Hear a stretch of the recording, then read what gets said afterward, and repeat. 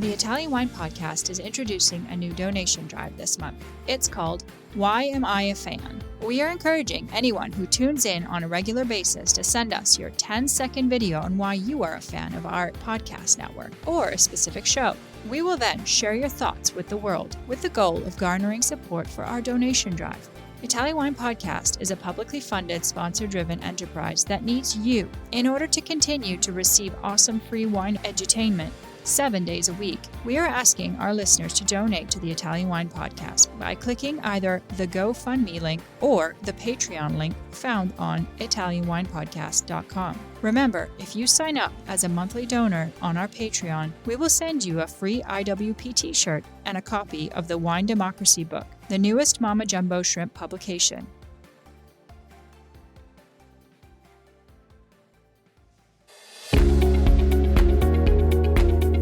Italian Wine Podcast, a Wine2Wine Business Forum 2021 media partner, is proud to present a series of sessions highlighting the key themes and ideas from the two-day event held on October the 18th and 19th, 2021. This hybrid edition of the Business Forum was jam-packed with the most informed speakers, discussing some of the hottest topics in the wine industry today. For more information, please visit wine2wine.net and tune in every Thursday at 2 p.m. Central European Time for more episodes recorded during this latest edition of Wine2Wine Business Forum. Okay, good afternoon to the audience. You are taking part to an educational session of the Wine2Wine Business Forum, which is called Master of Wine versus Master Sommelier, Deconstructing the Myths. I'm Pietro Russo, winemaker at Donna Fugata in Sicily and stage 2 student at the Master of Wine program. And I'm very pleased to guide this conversation today with two incredible guests. Two women that own the most prestigious and ambitious credential in the wine business. They both come from Germany. We have Caro Maurer, Master of Wine, and Helga Louise Schroeder, Master Sommelier. I will first start by introducing my guests, and honestly, I am pretty impressed by their CV. So the first guest is Caro Maurer. She is the first female German Master of Wine. She became the Master of Wine in 2011. Caro is a wine writer and educator. She hosts seminar and tasting as speaker for important wine association. She is involved in the education program of the Master of Wine Institute, and not least, she consults for the biggest German supermarket chain. So hi, Caro, and thank you for being here.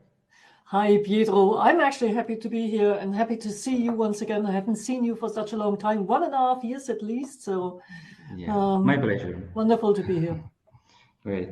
And the second guest is Helga Louise Schroeder, the first female German Master Sommelier since 2019. Helga has a wide professional experience across different segments of the wine industry. As a sommelier and director of starred restaurants, she is involved in the education and coaching for wine professionals. She also a wine judge, and she's involved in the trade of fine wine. So hello, Helga, and thank you for joining us today in this nice discussion. Hello, Pietro. Nice to be here. Thank you for having me, and hi, Caro, as well again. And yeah, I'm really looking forward for a nice and interesting discussion. So before to start, I want to set the stage for the discussion. This session will deepen inside the world of, as you have already understood, of Master of Wine and Master Sommelier. And that's the final goal, to explain the main differences among these titles, but also try to deepen inside the possibilities for the audience to enter this program. And another important thing, to check for the challenges and reward offered to those who want to submit the most difficult credential of the wine industry. So I wanted to start with Caro. So let's begin this intriguing discussion, Caro. So can you please tell us something about the Master of Wine certification, say its history and background, and why for you it is considered, together with the Master Sommelier, the most respected credential in the wine industry? let me just start with explaining our audience that it's, well, I'm already a Master of Wine, but Pietro, who is moderating this session, is actually hopefully going to be a Master of Wine next year, which he actually has all the ambition and has the competence. So he knows what this is about. It's actually, if you are, let's say, if you are working as a winemaker in Italy, or if you want to work with wine in Italy or in Germany or in Australia, you rather study how to make a wine or how to be a viticulturist.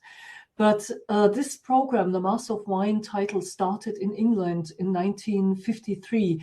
And this in these days was not necessarily the land of wine growing and winemaking, but it was the land of wine buying. That's why they had to educate their buyers and the people selling wine rather than the winemakers. And they developed a program, a very rigorous one, which gives you the background knowledge, everything which is in the vineyard, in the cellar, and on selling wine. And the result actually is being able to judge a wine by its quality, by its origin, by its grape variety. But the main thing is getting the quality right, setting the quality, setting a price for that quality. And this is actually what it is about. We learn, as Pietro knows, we learn in theory viticulture. We know about enology. We know about other things, wine business. But the main part of our program is also the tasting. And there are 3 tasting exams if you want to ever pass. It's white wine paper, 12 white wines blind, 12 red wines blind. And the 3rd exam is, it's a kind of a mixture of wines, can be sparkling, can be rosé, can be also fortified or white and red. And let me just tell you, Pietro has already passed it. And then you write a research paper at the end or a tiny dissertation on self-chosen topic. And hopefully you will be a Master of Wine after 3 to 4 to 5 years. Yeah, the dissertation that today is the research paper, so it's quite a long journey. I can tell you. And Helga, so I don't know. First of all, Caro, sorry. Why do you think that this is the most important credential? Why this ambition and this aura or prestige for these 2 letters? The Institute of Masters of Wine in London is a non-profit private organization.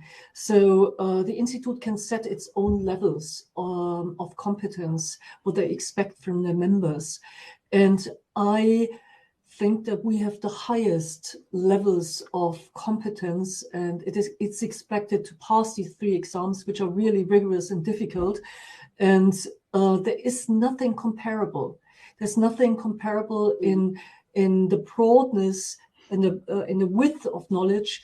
And who passes this? And there are only 420 Masters of Wine in the world. Who passes this really has proved that she understands wine and understands wine from the grape to the bottle. And this makes it probably the most prestigious title in the world. Right, very interesting. But never ask me whether I can make wine. I probably can get the must to ferment, but I assume that you don't want to drink what I would produce, Pietro. But I can tell you it's easier to make wine than become an MW. Absolutely. So Helga, I perceived well, since quite a lot since I'm in the program, I perceived a lot of misunderstanding inside the wine industry regarding the MW and the Master Sommelier title. So can you explain the most important peculiarities of the Master Sommelier title, and if you can tell us also the main differences compared to the Master of Wine certification? Yeah, certainly. So the Master Sommelier title and the MW, I think it's really concerning the knowledge, it's really on the same high level, because we both aim for the highest education, the highest level, the highest proficiency. But our approach is a little bit different. So the Master Sommelier was established in 1969, also in London, because at this time, of course, it was, and it still is one of these countries where many wines were imported, but also where the hospitality had a really high standard, and still has. So the title, or the MS program, it was basically established to encourage the highest quality for the beverage service in hospitality. So this is our main goal. And certainly we also do have to learn about viticulture, about winemaking, about different grapes, the geology, climate as well, and all those factors that are later on reflected in the wine itself. But it also is spread in a very, very vast field as well. So it's basically everything about all the beverages, apart from milk, because milk is more or less like a nourishment. But of course we need to know, starting from the aperitif, over beer, over sake, over wine, sparkling wine, to tea, to cigars. So this is our vast field. And then, of course, it is all set in the environment of hospitality. So I think one of the main issues is maybe, so to become a master sommelier, you need to follow a 4-step program. It starts with the introductory sommelier, which is really like the basic introductory, where you get the basic knowledge of the wine countries, about the regions, about the grapes, etc. And then it's followed by a theory exam. Then you have the certified sommelier, which is one step further. There you already have included a practical exam, which includes, for instance, the task like you find them in the restaurant, like decanting or sparkling wine service, something like this. And then you have the next step, which is a huge step forward already, is the advanced sommelier. So where you already have the 3 parts that you will later have in the master sommelier exams as well. So this will be a theory part, where you have all, so it starts already here with that you need to know like the average yield or the lowest yield allowed in a different country. So it's about the wine laws as well. You go deeper into the topics with the single vineyard sites, etc., the producers. And this is the one part. The practical is really like the scenarios from all over, from the restaurant business or from the beverage business, which includes calculations, service as well of sparkling wines, decanting, set up educational purposes, or things like this. You need to pass this with 60%, and then the last step is then the MS, where you really have to pass. So it still goes deeper into the knowledge, and you need to pass it with 75%, which is quite tough. But basically I would say it's more, the approach is more coming from the hospitality point of view. Okay, I can see some relief in your face after all this stuff to prepare. So congratulations to you both. First. Thank you. And from what I understood, so it's something complementary, right? Because it's hospitality and wine industry per se. So maybe somebody who became an NW or a master sommelier can decide to continue studying and approaching the other 2 letters more. I think there are 2 persons today that own both titles in the world. More. Mm-hmm. I think there are almost 10 people who are doubles. Yeah. But to tell the truth, I would never ever be able to make the MS, because the practical exam, as Helga just said, the service I'm not good in food and wine pairing. Actually, I don't care very much, and I'm not very good in serving and opening champagne. You can be sure that it's always bubbling out. So I would rather say that Helga can do the MW and can add the MW than me the MS. Okay. So, Caro, which are the prerequisites to become an MW? And also, if you want to tell us your personal experience and path for when you have achieved this title. The prerequisites are pretty easy. First, you have to be part of the wine community or part of the wine trade or wine business in a very broad sense. You have to work in the wine business for 3 years. So you have to have a professional background. And we expect you actually to bring in a title like the WSET Diploma, for example, or like an MS, like Helga is, or an academical title on a master level, like Master in Enology, Master in Viticulture.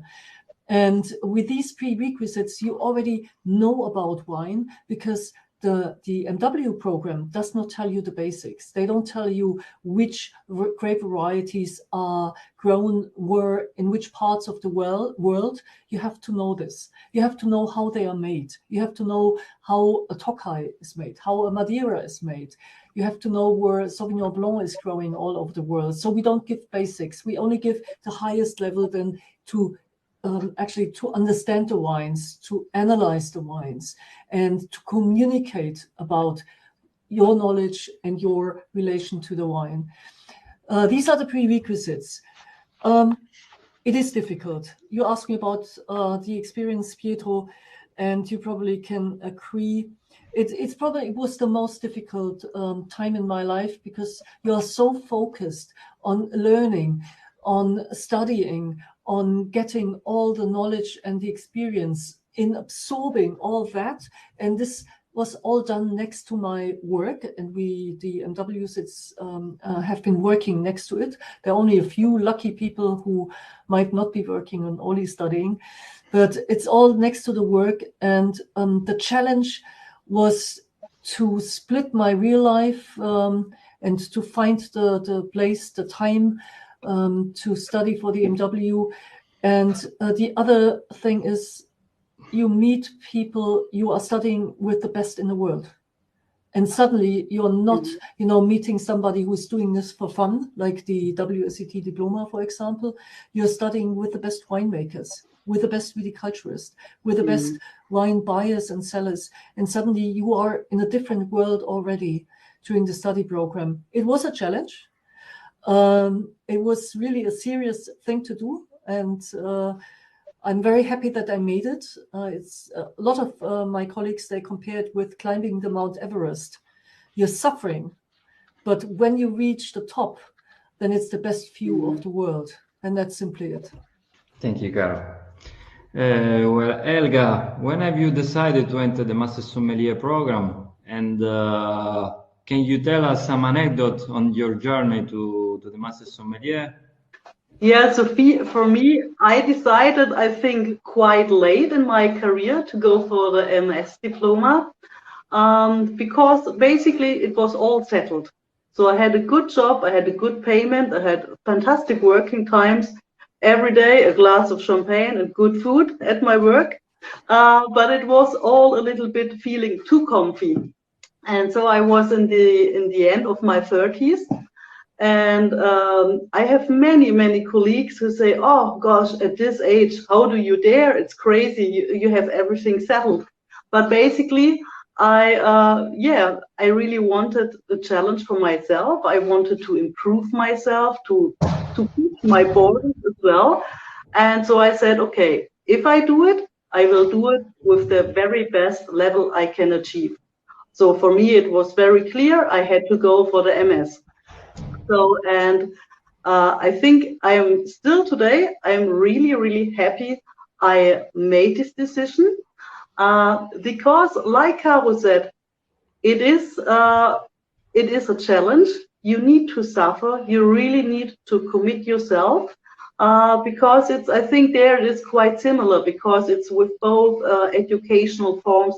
it's this unbelievable high standard. So, for instance, my husband, he needed to be happy for 3 days holiday at Lake Constance because I was traveling all around the world and visiting vineyards.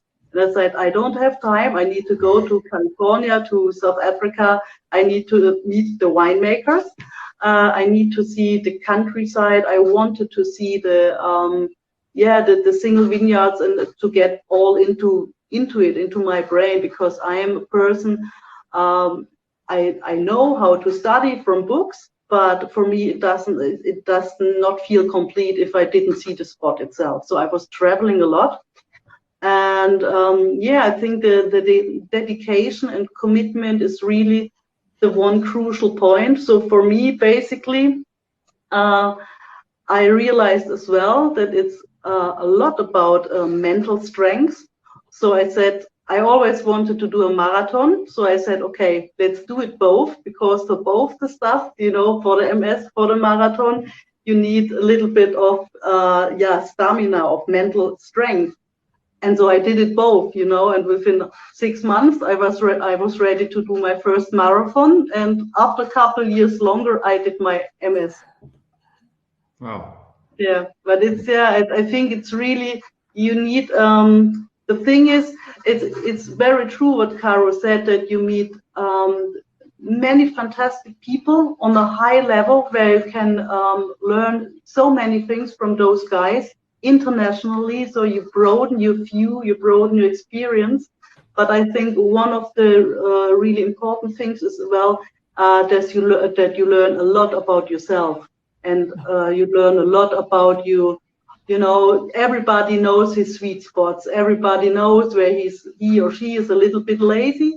And it is really a journey to yourself as well, because you need to tackle those sweet spots, because otherwise they will break you in your way to become a MW or a MS, I think. It's like a therapy, so. Yeah, it's you really need to face many things that you maybe in the regular life you don't want to face, or you just ignore. So I think it's really, I think so this was my experience. You really needed to be truthful to yourself and very strict, and I think that's the point that helped me a lot. And I think one thing is you have to develop self-confidence. You have to learn to believe in yourself. And the funny thing is, I realized that most people don't believe in themselves.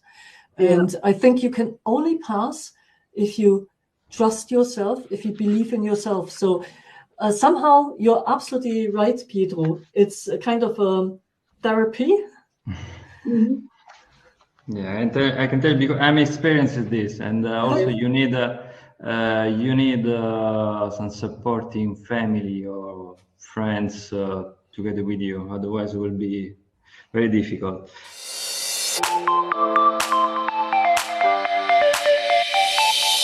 Are you enjoying this podcast? There is so much more high-quality wine content available from Mama Jumbo Shrimp. Check out our new wine study maps, our books on Italian wine, including Italian Wine Unplugged, The Jumbo Shrimp Guide to Italian Wine, Sangiovese Lambrusco and Other Stories, and much, much more on our website, mamajumboshrimp.com. Now back to the show. So, and Helga, just to finish this part, who can access the program? Which are the prerequisites? Mm-hmm. So, of course, it helps a lot when you work in the industry. So I highly recommend that you have a background coming from hospitality, might it be hotel business or restaurant business. You really should know already something about wine, because you really need to study by yourself. You need to collect all the information by yourself. But basically everybody from the hospitality business can do it, and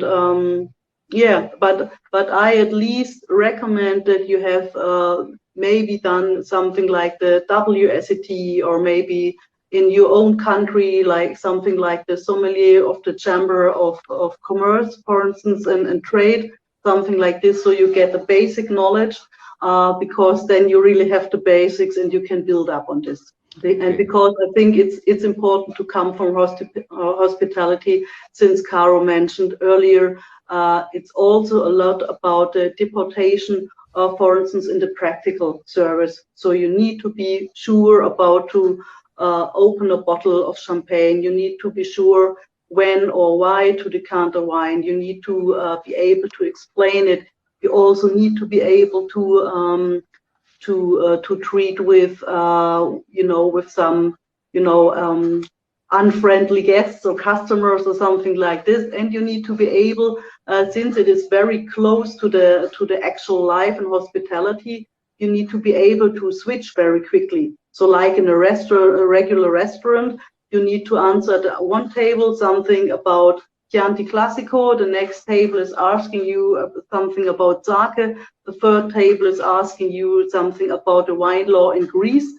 So you need to be very quick with those things.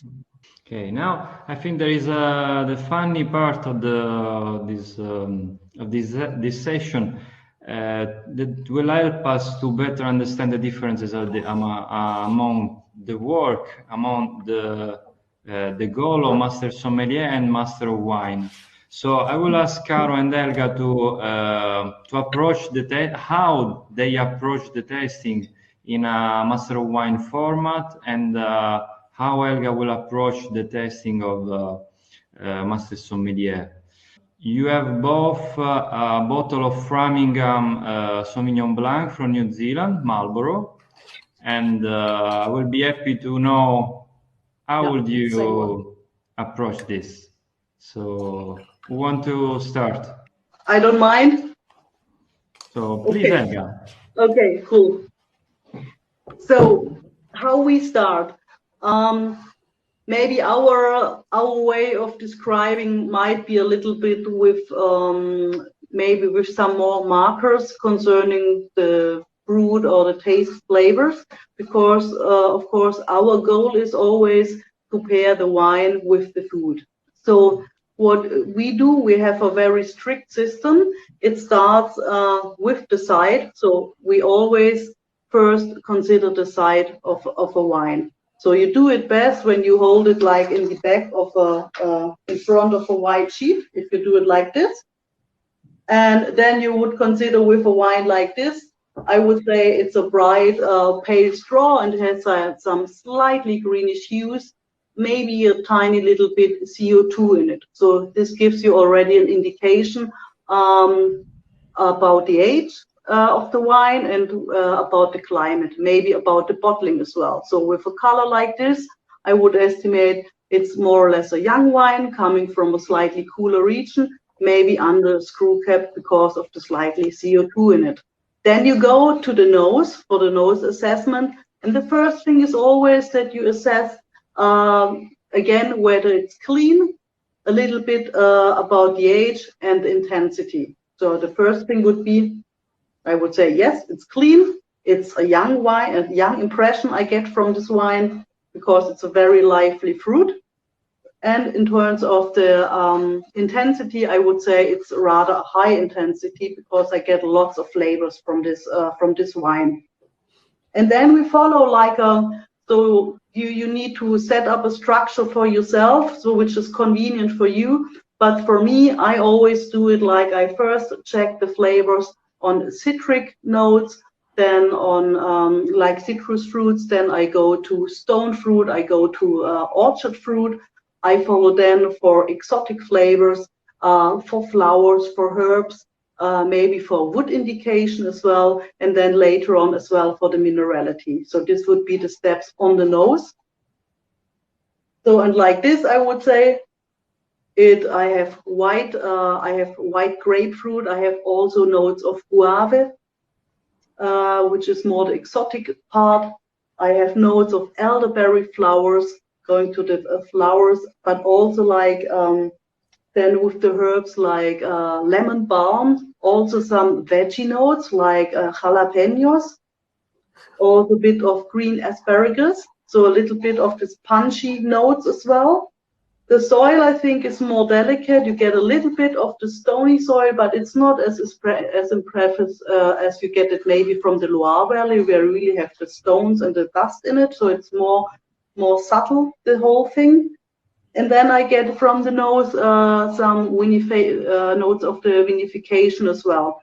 So I get some yeasty notes, which might indicate some batonnage or some aging on the lees as well. And I get a slightly wooden impact with a very slight vanilla flavor. So this would be the description of the nose. Then I go on with the palate. With the palate, I do it personally that I go first for the structure, like acidity, alcohol, etc. Then I go again for the flavors. I check whether I have like repeating flavors or whether there are additional ones. I also go for the minerality, of course, for the wood again, for all those aspects I also already covered in the nose. Then I go to my initial conclusion, where I say, okay, it might be this or that area or grape variety, and then I go to the final conclusion. So going back to the palate, I would say again, it's a clean wine with a high acidity, medium body, medium alcohol, so around 30 degrees. Let me check so I don't explain something. Yeah, 30 degrees, nice. And I also get a subtle structure coming, so I get a tiny little bit of phenolic bitterness. So this might indicate that this wine was aged maybe partly with some skin contact, or a tiny bit of whole cluster pressing here as well, because it gives you the structure on the palate, with which reminds you a little bit with notes of almonds. And then again, I think the notes are confirmed. I had in the nose like the guave and a little bit of this lemon balm, but I think it's now more earthy. I get a golden kiwi with it, also some nettles, a little bit more this greeny touch. In the finish, I think more the creaminess, which indicates some wood aging, but not too much, only partly for it to give it some structure and some length and some complexity as well. You have to go on. It's quite a long testing. Yes, I rushed. And then I say, okay, still this green, fresh flavor stuff. And I would say, okay, it's a cool climate. It's definitely New World style. It's a young wine, roughly between 1 and 3 years old. And then I eliminate all the areas that can't be. So it can't be, in my impression, like, for instance, South Africa, because this would be a bit more austere.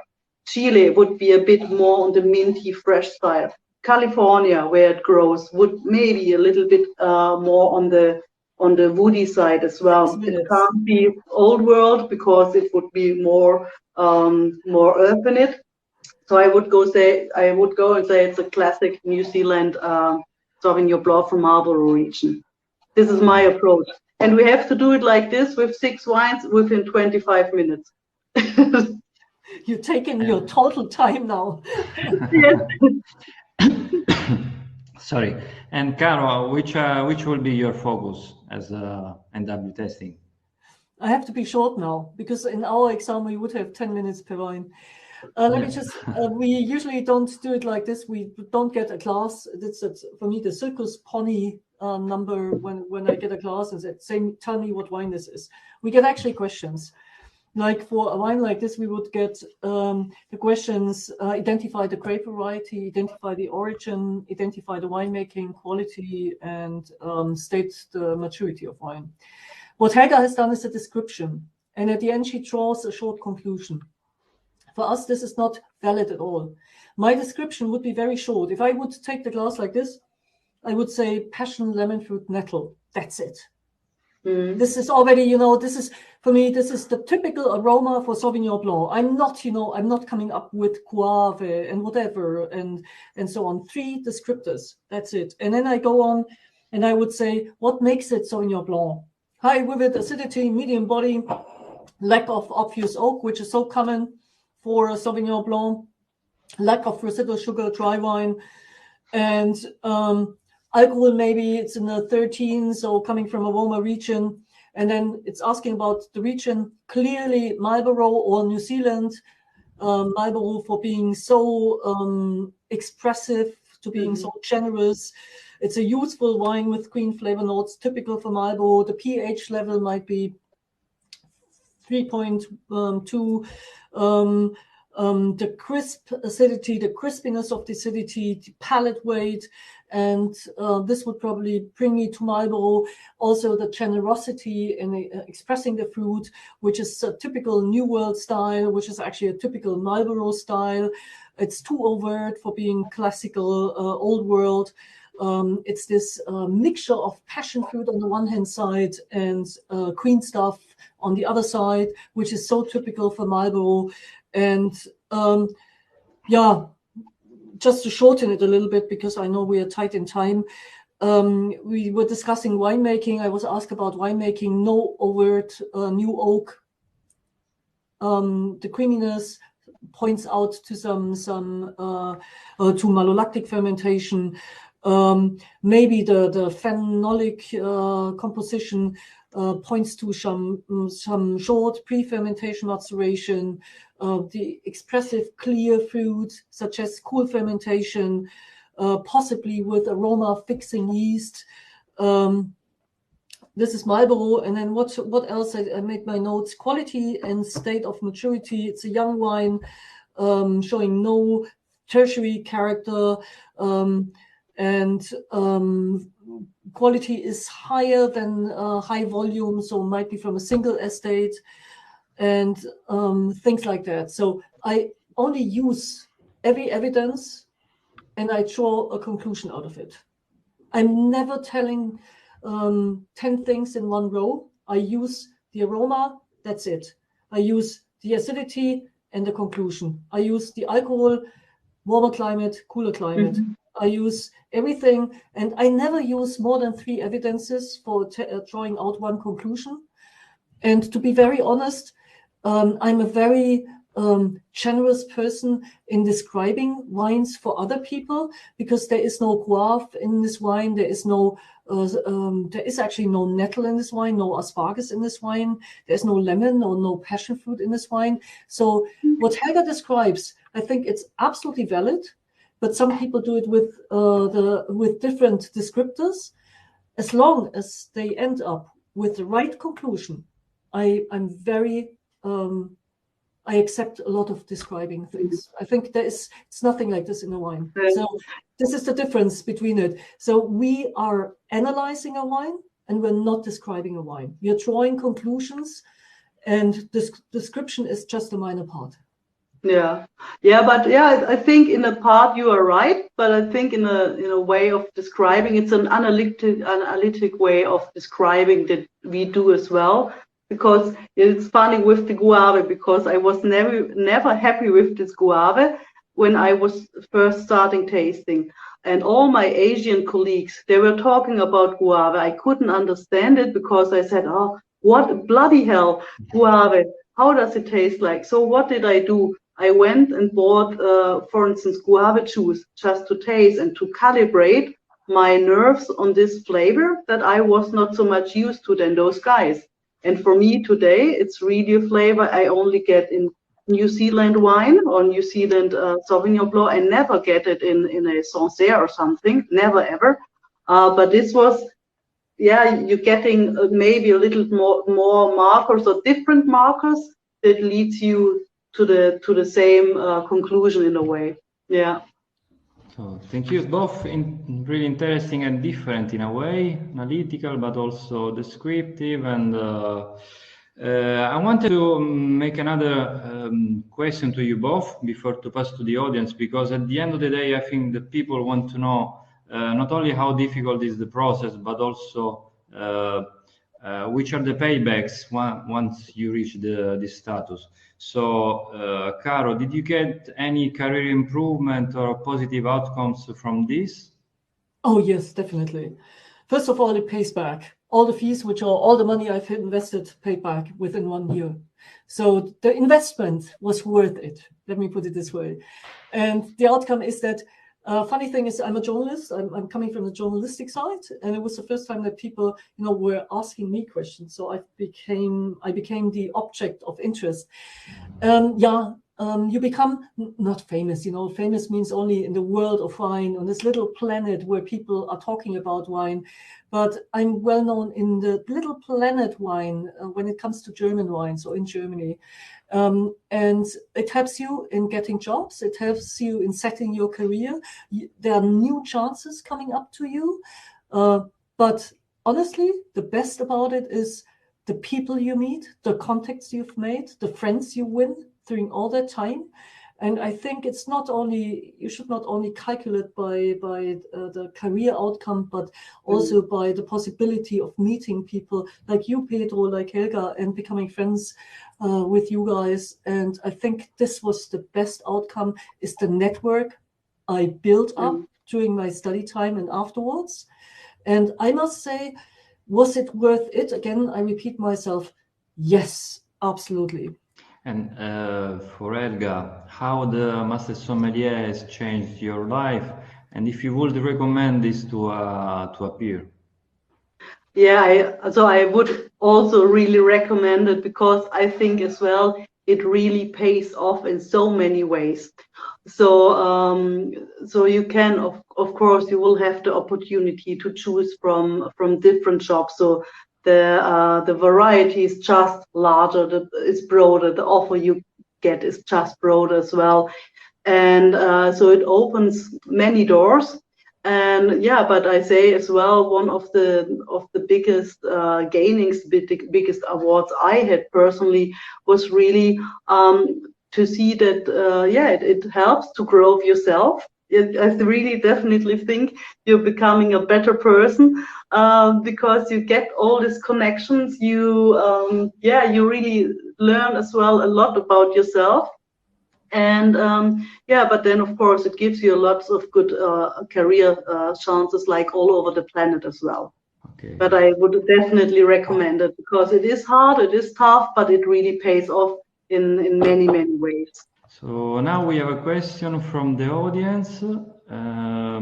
So the question asks for if both institutes ask you to refresh your knowledge once you pass.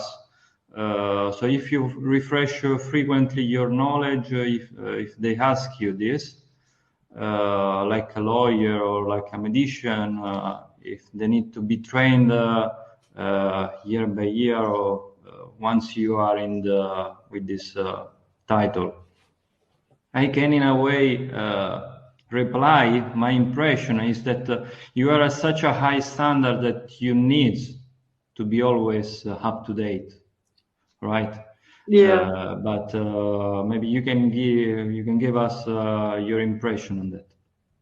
So I think it's absolutely necessary that you refresh it by yourself, the knowledge, not because you are asked to do it, because you yourself want to do it. It's not like gaining the title and then bam, that's it, I will sit down and never do anything again. No, on the contrary, because Caro as well, you are a mentor for people.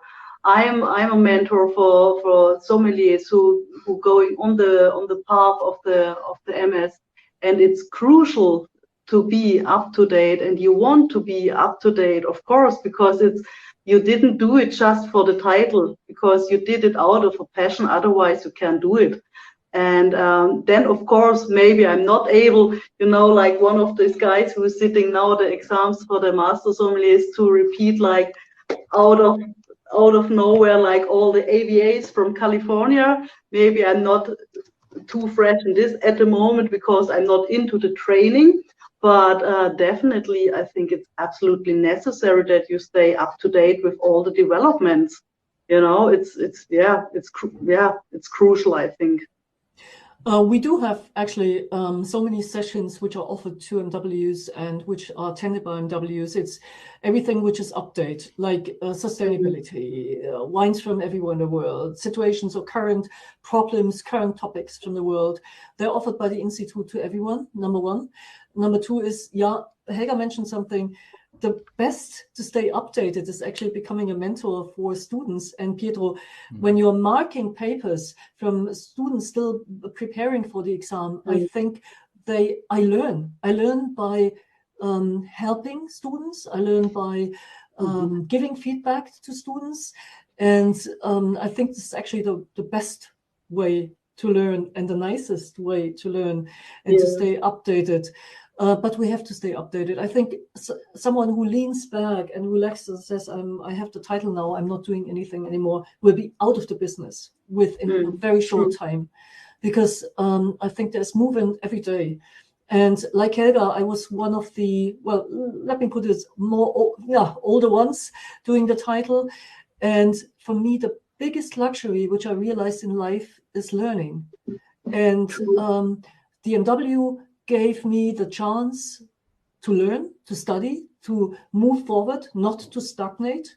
And I think this became one of the goals in my life, to learn every day a little bit, something new, something new about the world of wine.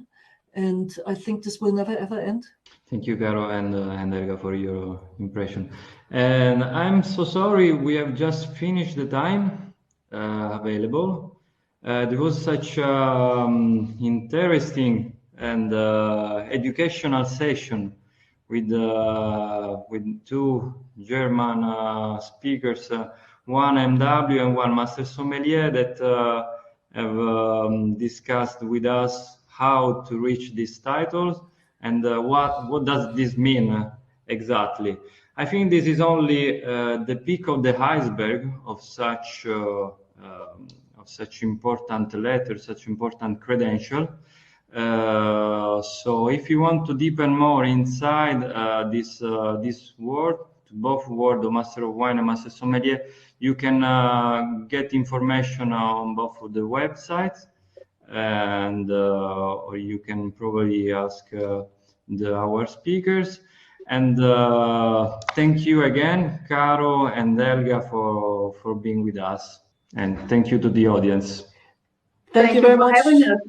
Yeah, thank you. And thank you for moderating, Pietro. It was great to see you again. And if there are any questions, I think everyone can share them with us, and we're not running away. And even if we are switched off, just an email or contact through Wine2Wine, you'll find us.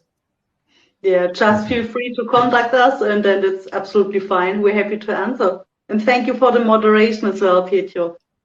Thank you. Listen to the Italian Wine Podcast wherever you get your podcasts. We're on SoundCloud, Apple Podcasts, Spotify, Himalaya FM, and more. Don't forget to subscribe and rate the show. If you enjoy listening, please consider donating through ItalianWinePodcast.com. Any amount helps cover equipment, production, and publication costs. Until next time, cin cin.